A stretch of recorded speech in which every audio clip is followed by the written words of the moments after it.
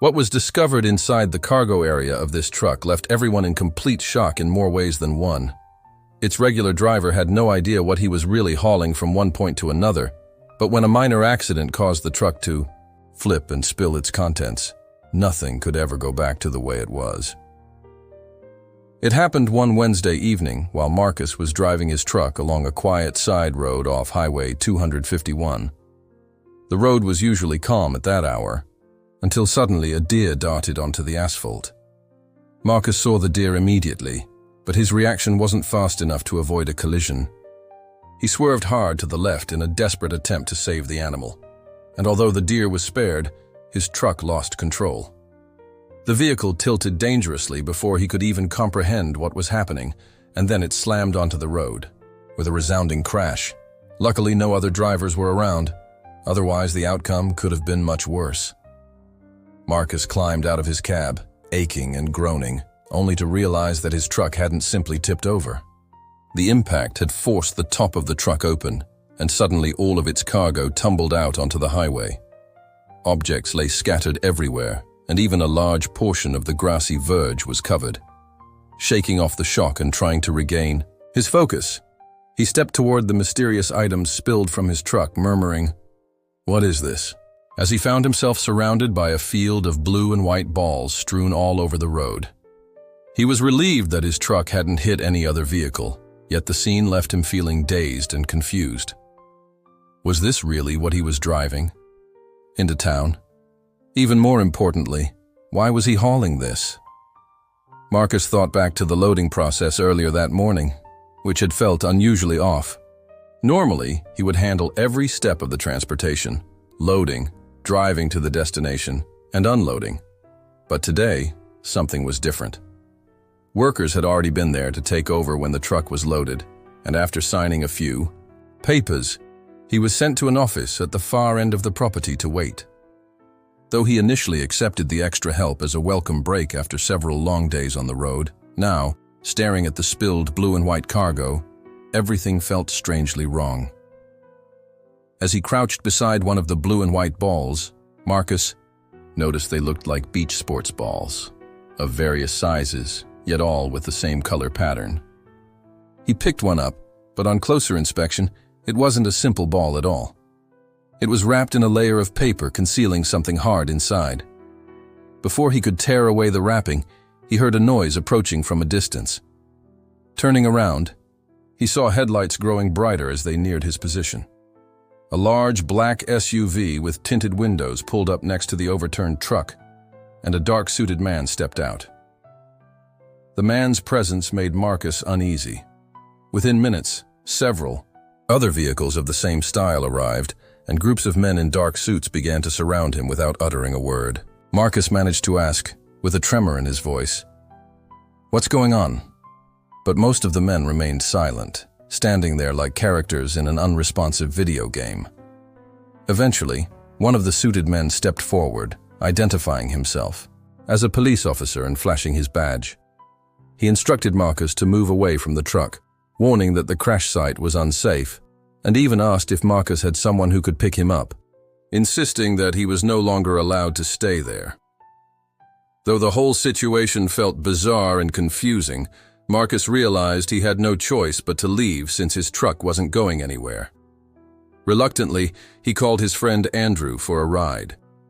Andrew agreed immediately, yet even before Marcus could finish the call, the officers started enforcing their authority, pushing him back and repeating their order. By the time Andrew arrived in his car, Marcus had already moved more than 300 feet away from his truck. The suited men had cordoned off the area with yellow tape and were busily collecting the blue and white balls from the accident scene, a strange sight that none of them had anticipated. "What is happening?" Andrew asked, his curiosity mixing with concern as he looked at his friend. Marcus simply replied, "I don't know, but it seems really important."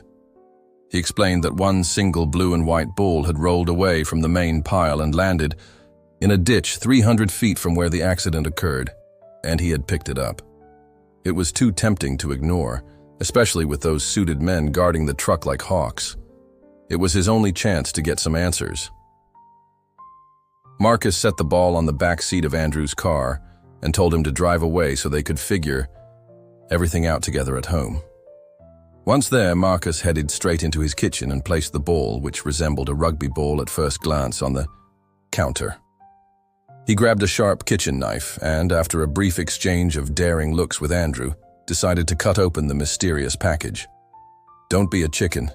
You were the one who took it," Andrew urged, trying to convince him to go ahead.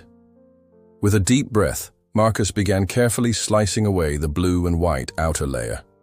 The wrapping peeled off slowly, much like layers of an onion, revealing new layers beneath, each one designed to protect what lay inside. After about 5 minutes of careful incisions, the hidden contents were finally exposed, and both men turned utterly pale. Andrew stared in disbelief and asked, "You were transporting this without any clue of what it was?" Marcus could only shake his head as beads of sweat formed on his forehead. He wished he had never signed those transport documents that very morning. Andrew suggested they call the police, but before he could reach for his phone, Marcus stopped him. He was worried that these so-called police might be controlled by the men who had earlier pretended to be officers, or worse, that they might actually be the authorities. Calling them could reveal their location and put them in even more danger. There had to be another way. It was then that Marcus remembered the transport papers, the very document he had regretted signing earlier. These papers always listed the pick-up and drop-off addresses for tracking purposes. If someone knew where the truck was headed, perhaps they could predict its next move. With a burst of determination, Marcus reached into his coat pocket and pulled out the document. "There it is," he said with excitement, laying the paper flat on the kitchen counter and pointing to the final destination. "That's where we need to go. We need to find out what's really going on there," he explained. Although Andrew was nervous, he realized this was their only option if the police were not going to help. The two men climbed back into Andrew's car and sped toward the address indicated on the document. As they drove, they passed the cleared crash site once again. All traces of the accident and Marcus's truck had vanished.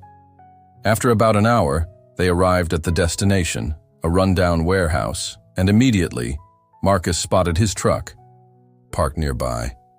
Next to it were several of the same dark-suited men who had forced him away earlier. Knowing these men were alert and well-trained, Marcus and Andrew parked their car around the corner and observed from a safe distance. They watched as the blue and white balls were unloaded from the truck and carried inside the warehouse. One of the suited men even took pictures of the entire process. Determined to get closer for better evidence, Marcus moved in, getting within only 30 feet of the building's entrance. However, his caution wasn't enough. He accidentally stepped on a crate hidden behind a dumpster, and in an instant, he found himself surrounded by more suited employees. They grabbed his collar and quickly located Andrew, who was hiding behind a tree a little further away. Before either of them could react, they were both hauled into the building and made to sit on a set of wooden chairs. Inside, the warehouse was mostly empty except for one corner that resembled a laboratory. Panic set in as Andrew blurted out, "We're so sorry, we made a mistake." But much like earlier on the highway, no one responded immediately. Shortly after, a man wearing a white lab coat entered the room. He calmly approached Marcus and Andrew, asking who they were and why they had come. After a brief pause, Marcus introduced himself as the original driver of the truck from outside and recounted the entire chain of events that had led to this predicament. Andrew, however, grew frustrated and shouted, "Why are you telling them everything? Don't you know you're also messing up my life? I was fine before you called me today, and now I'm not so sure anymore." Before things could escalate further, the man in the white coat intervened, soothing them both and assuring them that no harm would come to them, but he still needed to know why Marcus had taken one of their blue and white packages. Despite Andrew's pleading eyes, Marcus chose to be honest. The man in the lab coat then asked him to extend his hand and show the mysterious object. When Marcus did so, the lab man took it from him and placed it on the metal table with a loud clank. that made both Marcus and Andrew's faces go pale once more. There, lying on the table, was a collection of syringes and a bag filled with pills. Andrew's mind raced with questions. What is this? Are these drugs? What kind of operation is this? The man in the white coat laughed and admitted that Marcus was partly right. He introduced himself as Dr. Roberts, a chemist working for the government, and explained that the items were indeed classified as drug-grade ingredients. However, they were not illegal.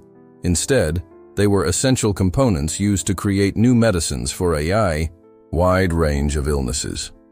These syringes and pills were shipped daily across the country in unmarked trucks like Marcus's, and because the ingredients were extremely valuable, they were hidden inside blue and white balls to prevent theft by black market criminals, each ball being worth more than $10. The fewer people who knew about their true nature, the better. Dr. Roberts then surprised them with an unexpected proposal. He offered Marcus a position as their very first official transporter, insisting that he work directly for the government and keep the entire operation a secret. He also demanded that Marcus stop working for his former employer. Since Marcus owned his own truck and typically handled transport jobs for several companies, he had no problem switching his focus. He signed the dotted line, and Andrew agreed to keep everything confidential.